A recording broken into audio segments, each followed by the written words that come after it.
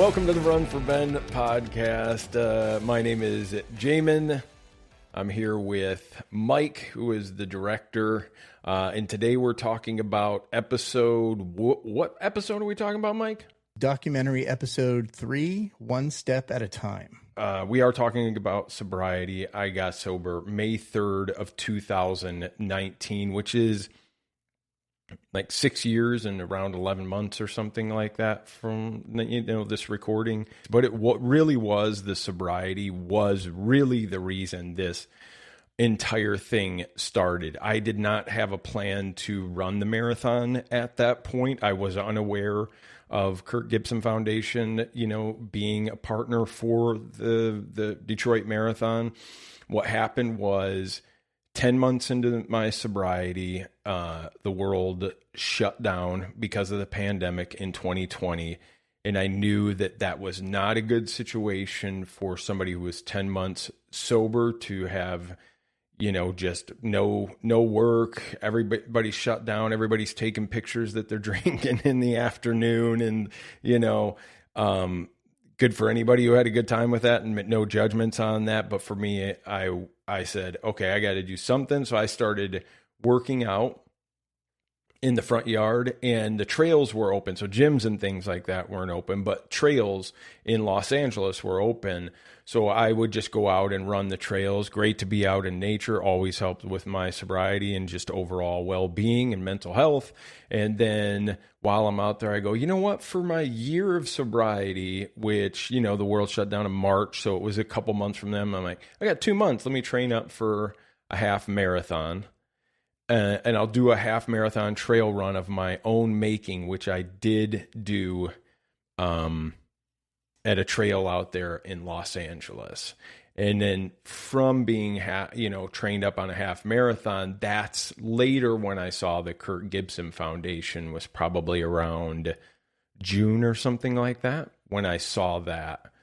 And then decided to, oh, wow, this Parkinson's, I can run. Since I'm already running, this will be a great way to keep it going and to do something else good. So I'm doing something great for my sobriety, and I can bring now awareness to Parkinson's, connect with my dad.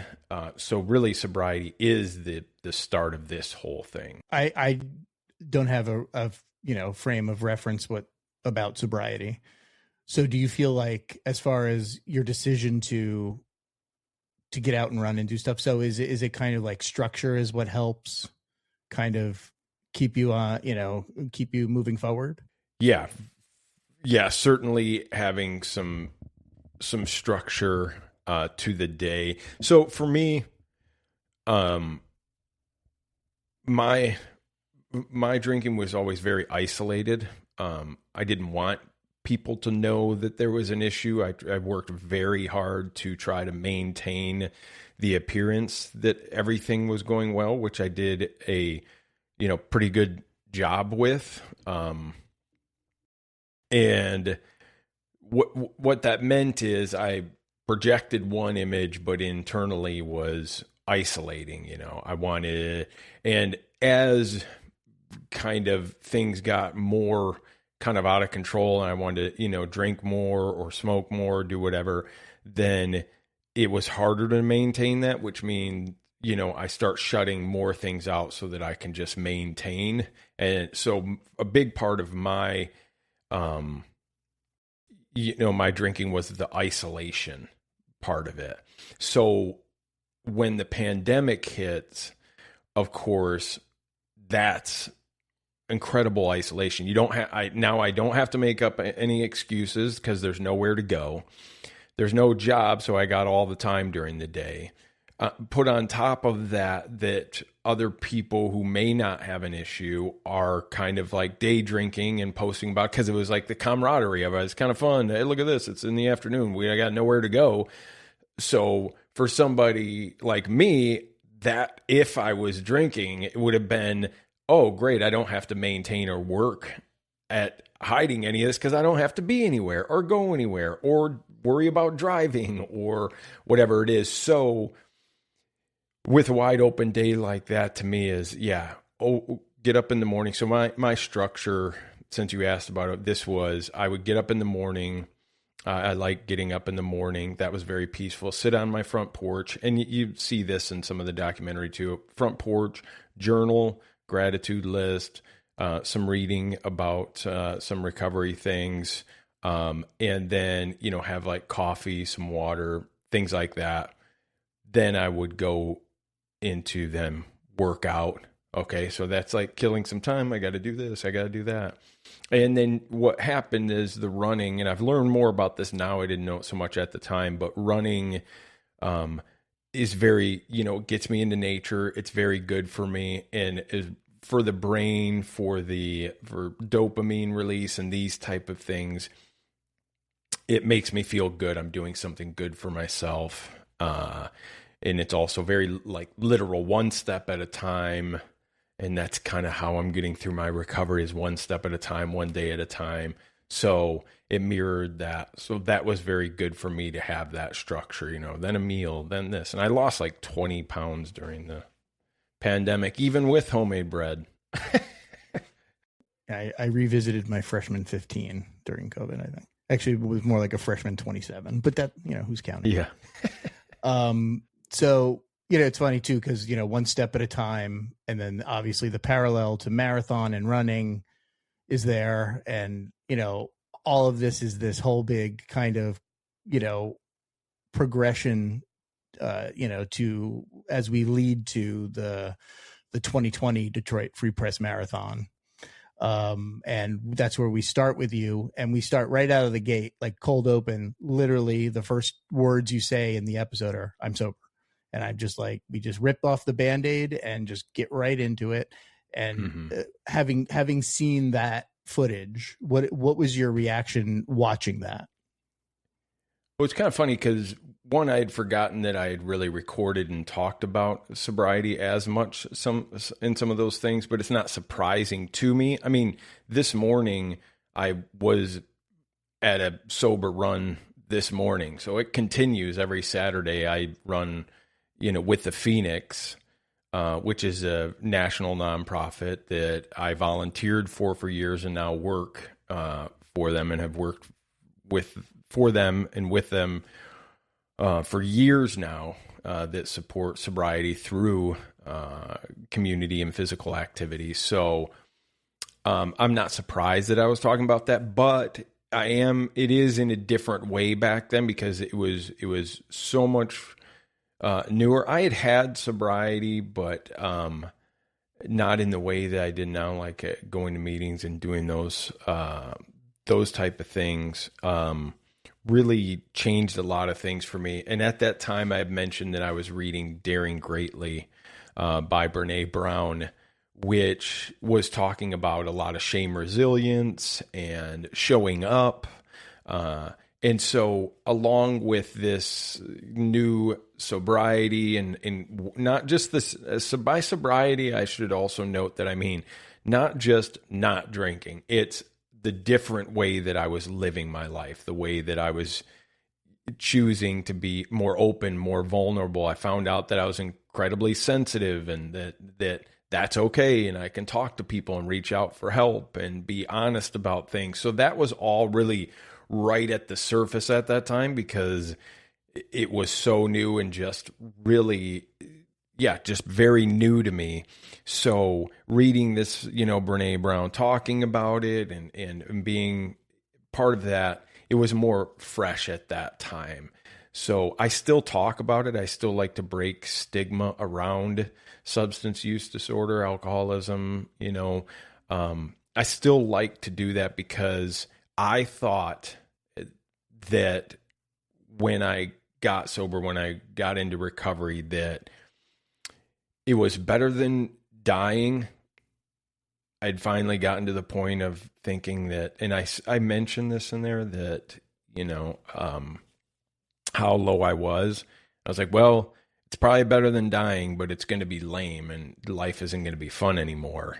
And I've had the most joy I've ever experienced. It took a little while of getting through some difficult times, but it's like the tunnel opened up and there was a light. And since then there's been incredibly difficult times, but hope opened back up. And for me, I want to share that with other people that may be in a position.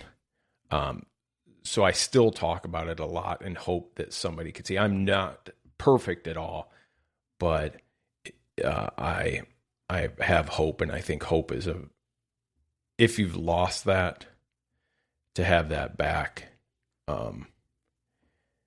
is worth sharing. Maybe somebody else has lost hope and joy and can find that again. And if I could help, it's a good way to live life.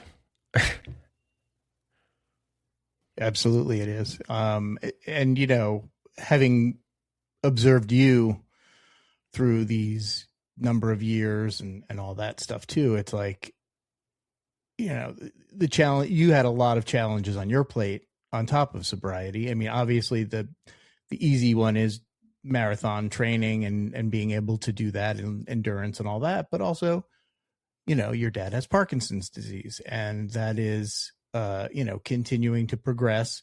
He's not, you guys aren't geographically located near each other, especially during COVID. So you can't be near him. So, obviously there was a lot there. So were there moments where you felt those challenges bubble up? And then what was your kind of, okay, here's my action to kind of get through this little moment? What would go through your head for that? Yeah, I think this one's pretty simple in that the whole sober component allowed me to be present. I wasn't clocking every situation as to when I could drink or hiding it or, making up little false things. Like I got sober, and one of the bigger things that I realized was how much I lied to myself as well. Not so much everybody else, but how much I was able to just not understand myself. And I don't think that's exclusive to, those who deal with substance use disorder of any kind. I think many of us, are learning more about ourselves. So for me, it just having that big thing off my back allowed me to just be present and show up for my dad as I was. There was no expectation that I needed to be any other way that I even bring up, which would surprise me again too during this, was the serenity prayer. And it's so easy for that to be overlooked. There's a ton of cliches that prior to getting sober, I would just be like, oh yeah, one day at a time. Sure. Okay. But what about next week and all this? How do you pay your bills? And that's like a very reductive way of thinking about it. And it's dismissive because those simple things and cliches are around for a reason. So that serenity prayer, it's said so much that it can just be overlooked. But when I really think about it, is to accept the things I cannot change. So I have to accept those. I'm not going to be able to change the Parkinson's for my dad. I'm not a doctor. I don't do research. There is very little that I can do.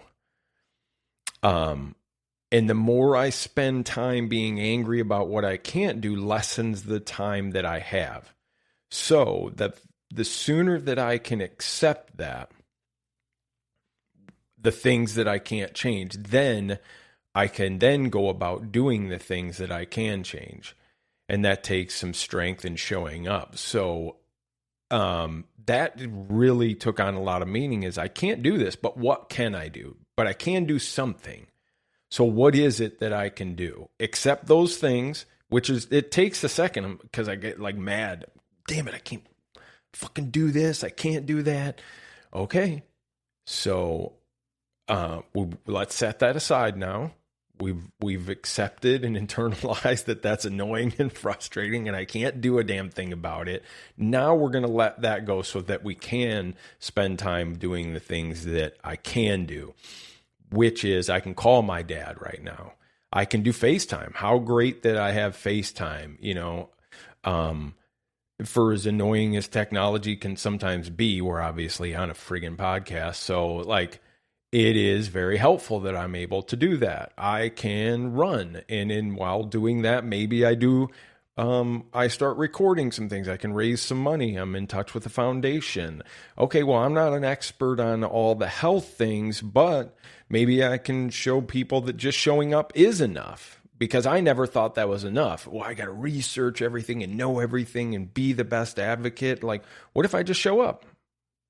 What if I just run? What if I raise a few $1,000s? Oh, I wish it was 100,000. I wish I could raise 1,000,000. Okay, but what can you do? And that was the whole thing, is like, I'd love to do all this. Okay, but what can you do? And that was accepting and then being very grateful for those things that I did have, even if they weren't exactly what I wanted or hoped for more. And I still have all that hope for the future, but I'm able to just go, but what can I do right now? And that was so nice to not have all these expectations, so that when I'm spending time with my mom or my dad, it's void of all of that other stuff. And it's just us spending some time together with a lot of gratitude. So that's what that, to take the serenity prayer and really break it down, what it means on a minute by minute, day by day, relational basis. That's what it meant for me. That obviously grew, because those little things grow. And now here we are. Look at this. This was not part of the plan, but showing up each day, one step at a time, is how you get through a marathon, right? This is kind of the ground level of where everything starts. And this is the origin story of everything. It all started with Jamen getting out and running, and then it just snowballed from there. So that was why we wanted to bring it up. And then, you talk about, you give some advice if anybody's in need. Get to a meeting. You give a lot of that. You mentioned the serenity prayer, which is, great. And then we do a little, because this is during the 20-mile run. So we push to the after of that run, and we pick up with you because you have an announcement to record. And that announcement is the fella who runs the Kirk Gibson Foundation, the figurehead, has spoken with you. So tell me, after having that 20-mile run, and you've obviously, it was an emotional day because it was a long run. You burned, I think you said something along the lines of like 5,000 calories, and you went through. You could see that was a big day for you emotionally and physically.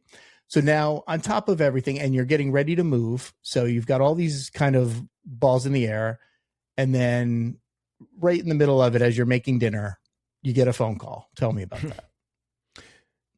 Yeah, it was funny. I remember exactly what I was cooking. It was a burger, not that great of a burger either, and it was smelling up and tater tots. Oh, was I'd forgotten about the tater tots. Don't listen to this for health advice if you're running a marathon. Burgers and tater tots, I don't think, are the best option, but it was good. I was cooking up a burger and tater tots.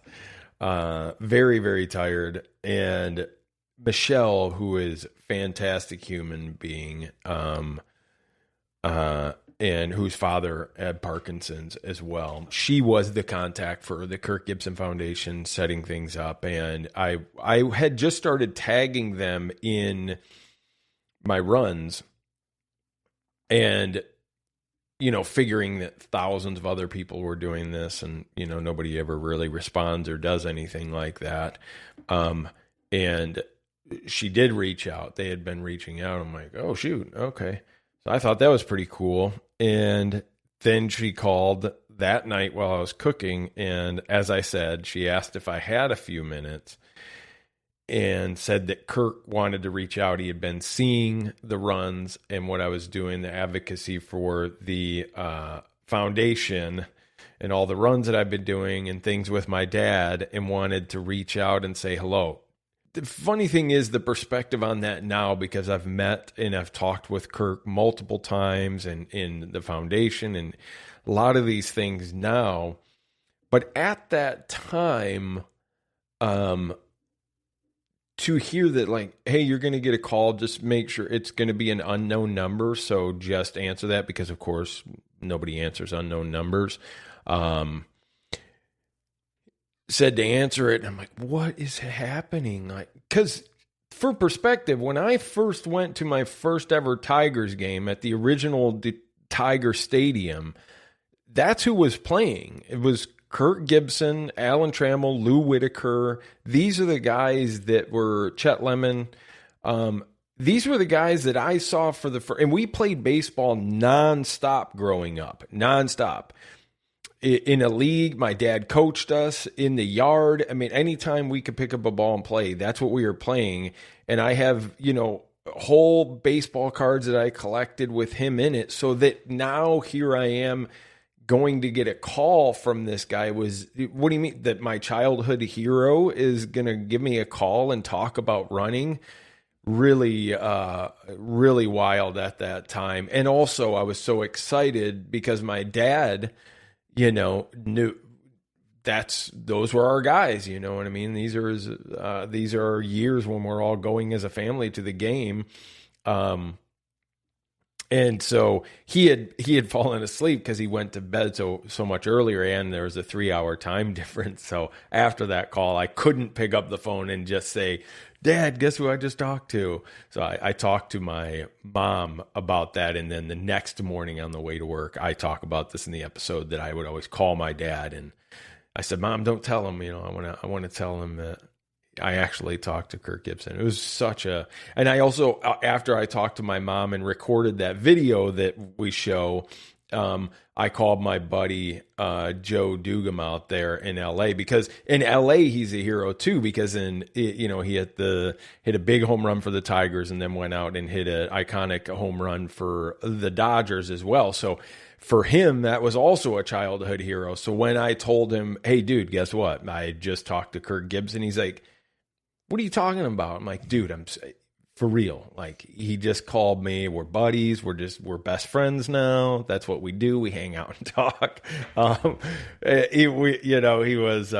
He was blown away by that as well, because that's a childhood hero of his. And I called multiple friends back in Michigan who, same age, grew up with him. So it was just me picking up the phone, doing a bit about how I'm, best buds with, Kirk Gibson. How did your dad react to, when you called him the next day? What was his reaction to it? Yeah, same thing. He was just, surprised and excited, because we didn't expect any of this. We just were, I'm just running a marathon and gonna film some stuff. We didn't expect all of this to be happening, and I think it was a little overwhelming for my dad a little bit, because. And this happened, from time to time during this filming, is as it became more real too. My dad, I think, wished that he could be his former self, his without, the speech issues or some of these things, that he could,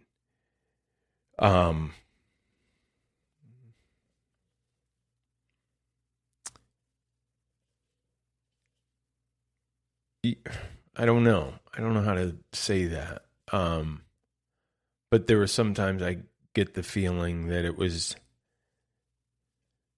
sometimes a little bit of a bummer. Sometimes I don't know how to say all these things.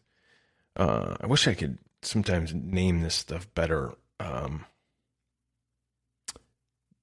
But it was, I sometimes got the feeling that he wishes he could go back to, when he didn't have that and really fully fully participate, and felt like maybe he couldn't fully be there in the way that he would like to be there. So it was like exciting and kind of overwhelmed. Plus there's some Parkinson's, like communication things that can sometimes happen, delays and pauses and stuff like that. So yeah, it was really, really exciting. And I do mention a little, because it's part of it, and I want to be as honest as possible. It's like there's sometimes this undertone of also a little bit of, I think, anxiety of, oh, maybe this is going to be bigger than this just little tiny documentary, and we're both reassessing, like, how much do we want to share? How open, how vulnerable do we want to be? So it wasn't just me who would be nervous about this stuff. He's the one with Parkinson's. He's the one being affected by these things. So, he has to go through that. How much does he want to share, and how much is, how many people will see this? He's also registering. So I think that was part of that too. Yes. Yeah. And, speaking of which, you're making a documentary at the time. Because the call came in so quick, you did not record it. It was early on, which I know you had immediate regret after when you realized you missed that. But I think we certainly did the second best thing, and you got on with me and you told me, and I think I was stunned too. I was like, wait, what? The guy called? What? I was just completely blown away and happy for you, because I also, and you can see it in the video, and that is cut down to some extent, but you're just so gleeful and so like giddy about getting that call. And it's really infectious and great. And it really is like, again, it's another kind of origin moment for the documentary. That's just the beginning with Kirk and the Kirk Gibson Foundation. We go so much further with them down the road. This is also, you're saying this, the origin of like, oh, okay, we're doing a documentary now. We have a little bit more. And this happens throughout as people will find out something else big happened. When you got that call, because you were the first call I made was, dude, Mike, we everything that we got was, we got some, as cool as this is for us, hey, this also is great for the documentary, would be kind of the second thought. So when you got that call, what did you think, since you're on the on the directing side, and how did that register for you in terms of what that meant for this documentary that we're working on for 1 year or a couple months? Yeah. That's a good question. If I can recall it, it was definitely like, this is a lot bigger than I thought it was going to be. And it was an immediate opportunity to grow it. And also, like, again, not to beat the horse, but, being in COVID and looking for that creativity opportunity, to see this kind of starting to happen, it's like, okay, we're going to maybe bump this up a little bit. And then from like right after that, I know we certainly had conversations because at this point we're like, we're just coming up on the 2020 marathon. So immediately after that, the discussion was, let's get some more folks with cameras who can help us, especially during the marathon, growing the footprint of it in general, and having a quote unquote a crew. That was the beginning of that. So yeah, it really was a turning point, in so many ways, certainly for the documentary. And from my perspective, I didn't know where the end was going to be. I certainly naturally felt like, okay, yeah, this is a story that culminates with the 2020 Detroit Free Press Marathon, and Jamen runs it, and, victorious, and there we go. And what is the case with this entire docuseries is we always kept going, like, because we didn't have a natural stop, and just go, okay, let's just keep going and see what happens. And we were rarely disappointed. There was always some more story to tell, and narratively and informatively about Parkinson's and just this marathon experience for you. So it was definitely a spark for me as well as the director. And like I said, it just really kind of like, whoa, okay. His childhood hero, his baseball card just called him to talk to him. And it's like, we have to, like, that's a sign, let's keep going. So yeah. And onward and upward from there.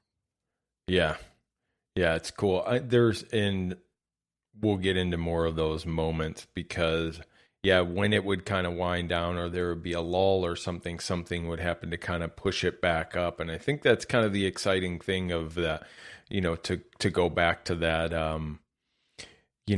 one day at a time, one step at a time is, that's how we've been taking it. Now, that being said, you and I have talked about being at the end of this, getting ready to launch everything. And people have asked about the documentary and what we're doing or how we've done it.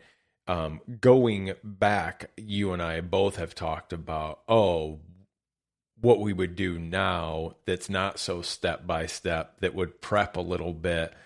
But these are things learned as you go through things. And I was just talking about that this morning because, again, we went on a Phoenix run and we were talking with some people who do CrossFit and workout and running and these type of things.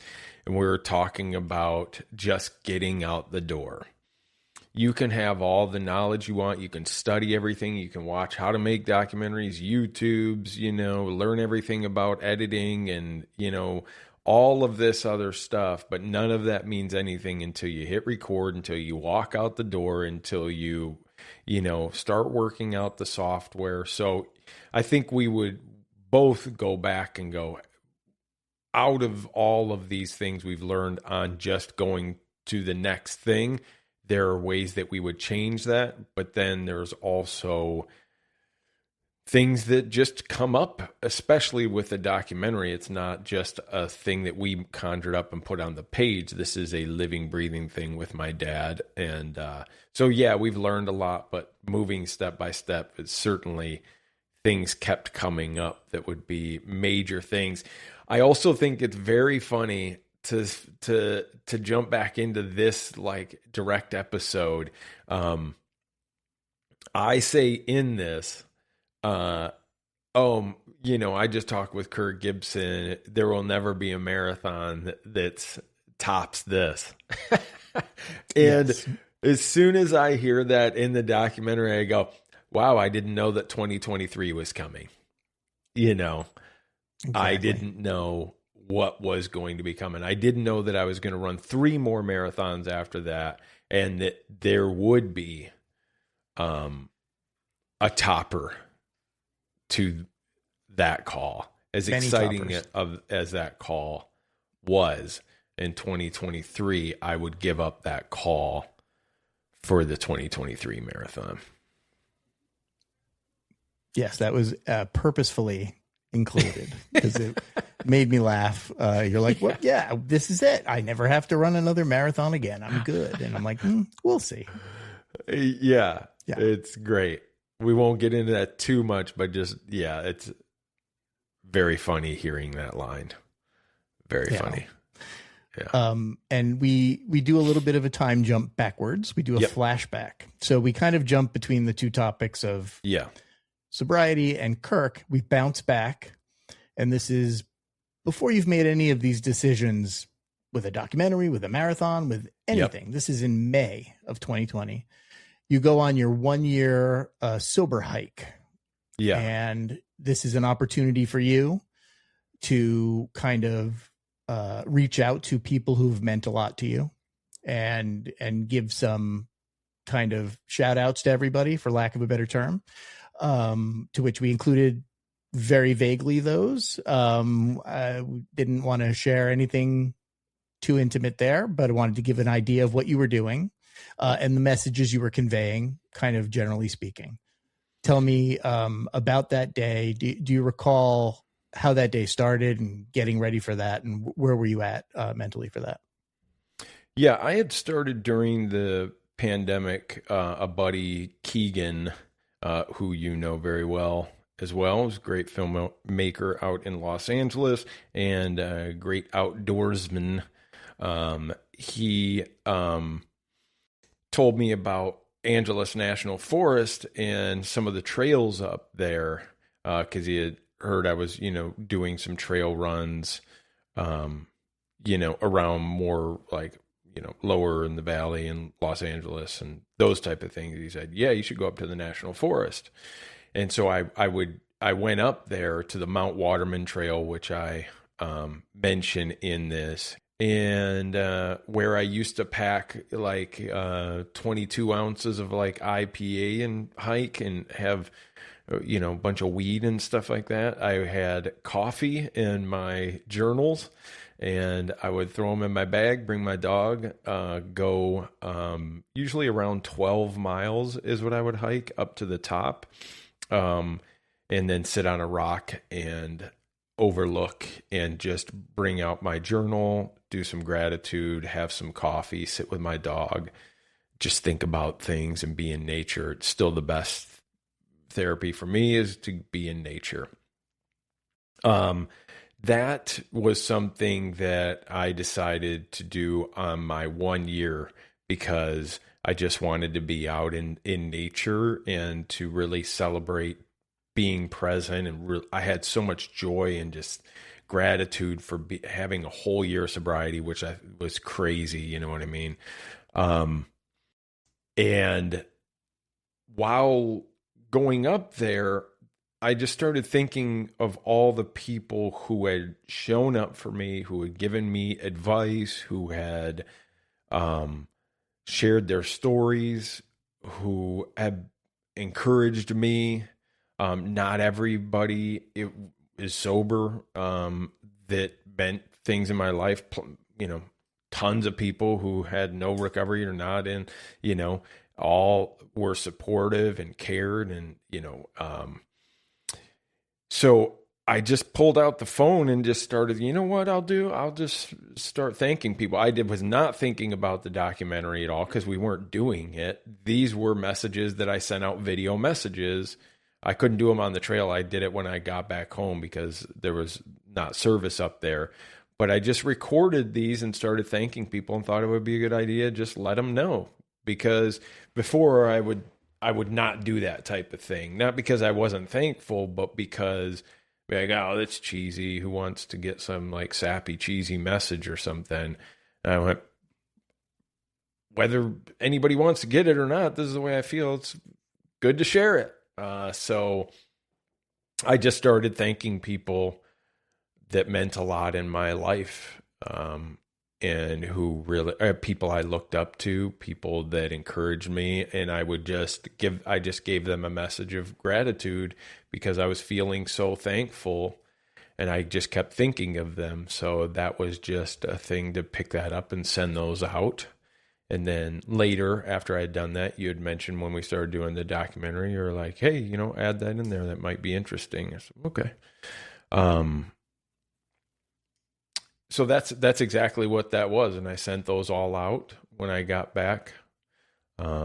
Celebrated a year of sobriety. It was a pandemic. And so that's what that was. I want to side note this real quick as when I first got sober, I know exactly what day it was. It was day 4 I went in, and some people were celebrating 2 years of sobriety, and they were getting a cake and like all crying and like singing happy birthday. And I was like, I don't want to be sober, but I don't want to be doing this stupid stuff. Like, this is cheesy. And I was like, but my thought process at that time was, just put your head down, dude. Like, people are happy and you're going to be judgmental about it. You're not in that space. Thankfully I had that, because that was just my first thought was, and I go, this is not who you want to be as somebody who's upset about that, but it is what it is. So I just kept my head down, was thankful that they had a good time, but I wasn't going to do that with my sobriety. And then a couple months later, I'm like, I want a birthday, you know, I'm so full of joy and connection, and really a lot of that was released in me to go, it's okay. That's great that people are happy. It's great that people support each other. It's great that people are crying and happy and thankful. And then 10 months into my sobriety, the world shut down. We didn't have in-person meetings, and I'm going, what about my big cake moment?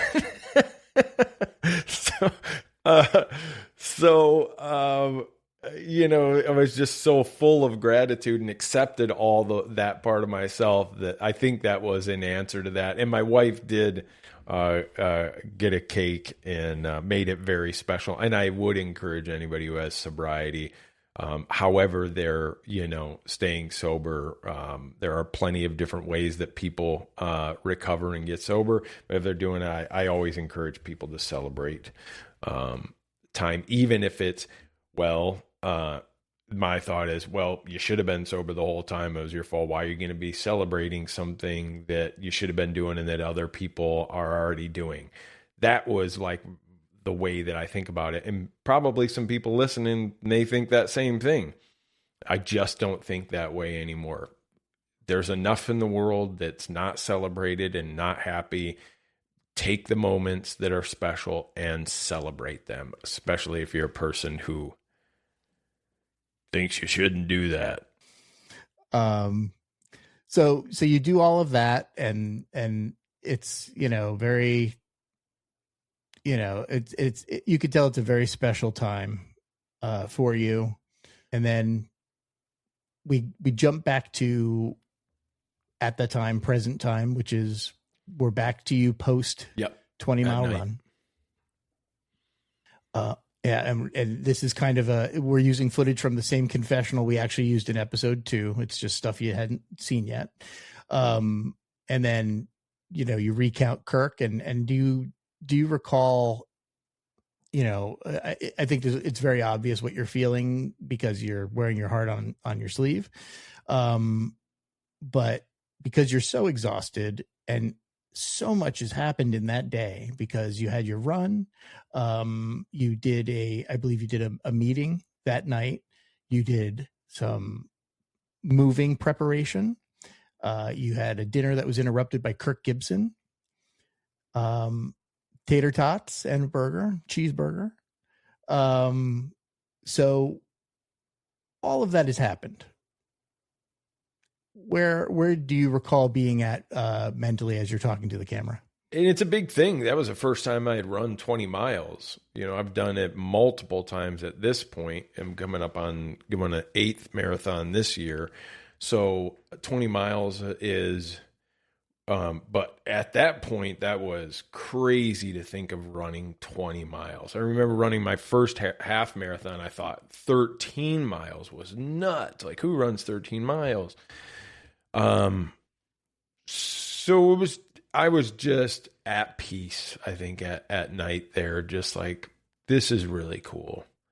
This is what showing up for the day looks like. That's really the feeling is, this is what can happen when I show up. And I've continually been surprised and amazed by what happens by just showing up. And I minimize that a lot. I often take that for granted, and I think that's a pretty common thing, is to just think, oh, well, this is basic to just show up. A bunch of people have run 20 miles. A bunch of people have done these things. Yeah, but not me. I hadn't done it.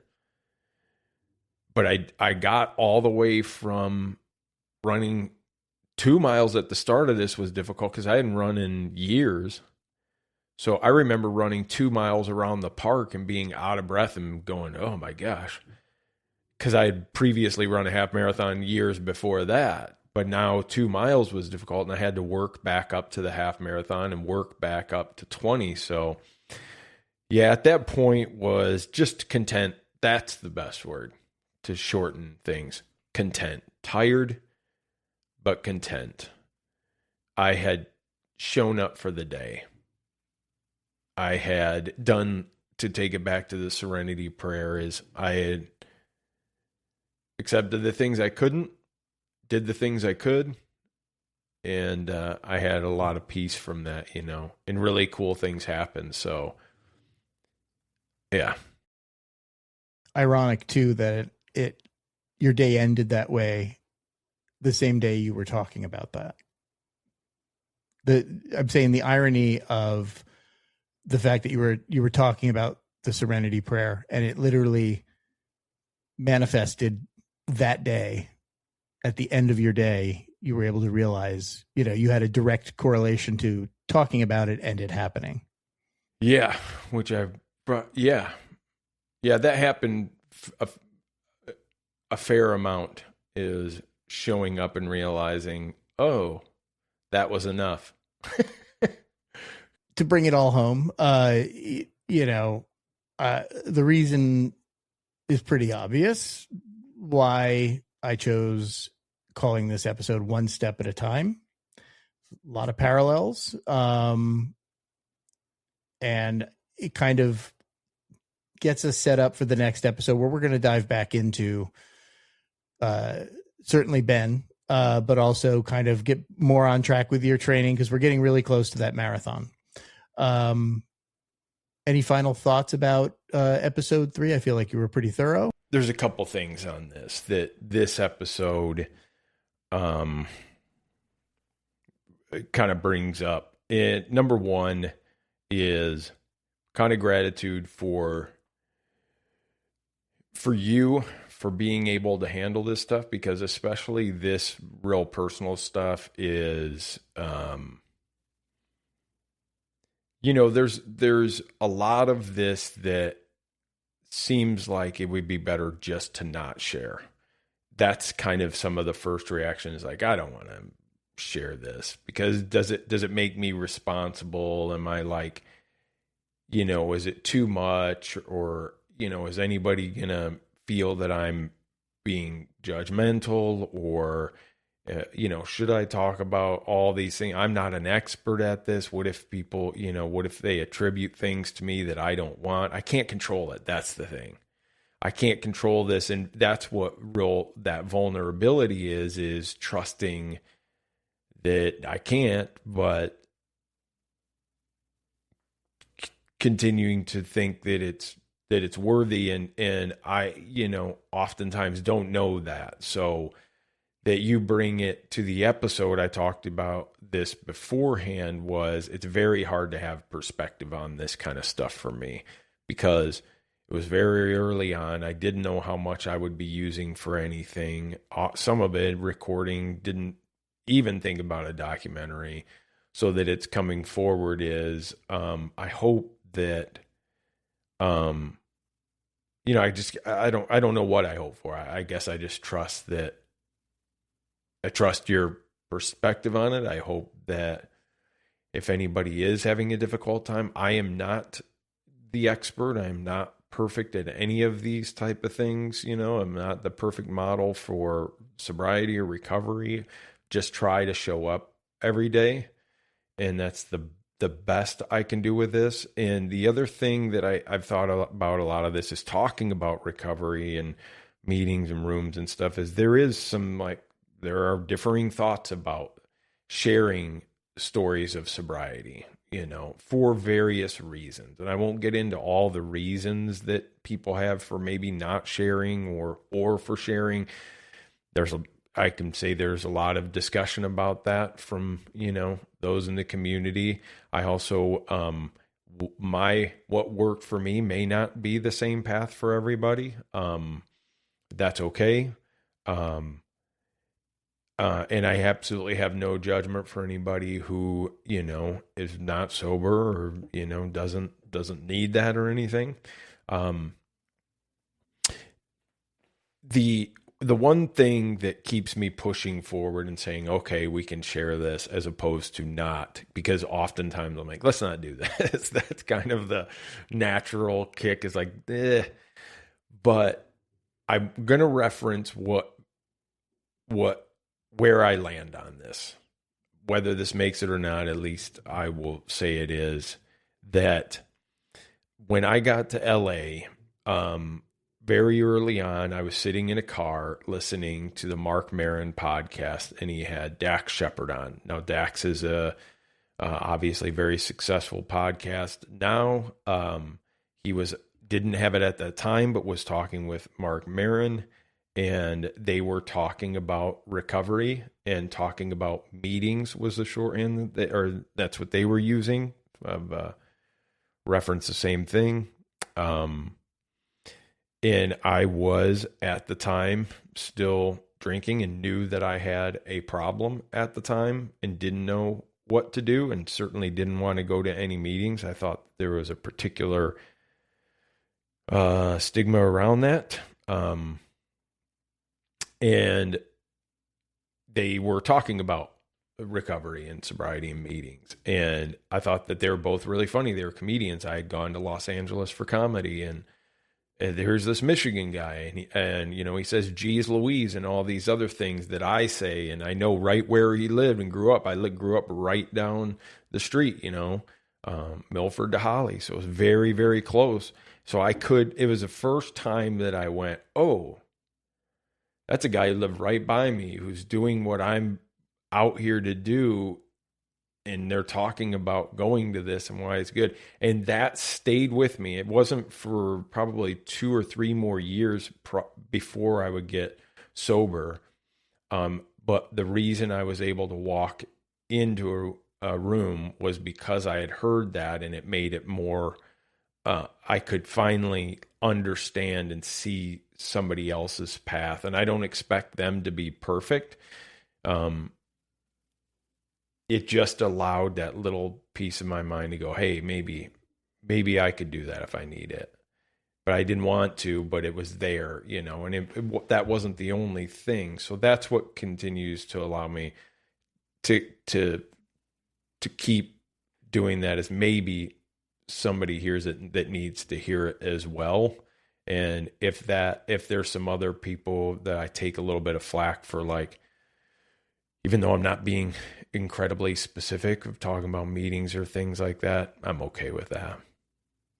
That's, it's all right with me, because somebody else maybe wasn't okay with that exact thing. I was able to get some help. So I am not the perfect example, but thank God for those people who, showed the way so that I could be where I'm at today. Hallelujah. I also have gratitude through this experience for you and your family, for providing kind of an open door to your souls to make this documentary. It has been a privilege, and I do constantly get reminded about that as I watch all this footage. Grateful now, because I feel like as we're sharing it, it's just been really awesome to know that this is going to get out into the world. And the best case scenario, I think, for us is, someone watches this and gets some comfort or help or advice, to be content. The reason for doing this podcast to talk about the relationship with my dad and with Parkinson's is that hopefully another family member, caregiver, or even a person with Parkinson's can feel not so alone. And maybe one of these things, just like sobriety, somebody connected with me by sharing their story, maybe the same thing will happen in a difficult situation with Parkinson's. Obviously 2 different things, but they're both, things that involve like some vulnerability and opening up and sharing. And so I realized that, hey, this has been really helpful for me here. Maybe if I'm open and honest here, somebody else can see this. And I really hope that, somebody can feel not so alone if they're feeling that way, and can reach out for help, because I find it hard to ask for help sometimes. But there are so many people out there in the Parkinson's community who want to help with whatever they bring to the table. And if you don't feel like you have a lot to bring to the table, be surprised by what it means to just show up with not a lot. So show up, and also know that we would love to hear from you. So by all means, comment. We have our website, Run4Ben.com. You can catch us on socials at Run4Ben, and that's Run4Ben on Facebook, Instagram. You can see us on TikTok. And of course, the audio podcasts here on YouTube as well. So please like, subscribe, and share. If you know somebody who would love to hear more about this story, it doesn't have to be just about Parkinson's. It can be people who are marathon enthusiasts, people who are seeking sobriety, people who are sober, people who like a good narrative story. All of those things are legit. So thank you so much for watching, listening. We appreciate you, and we will see you next time. See you next time.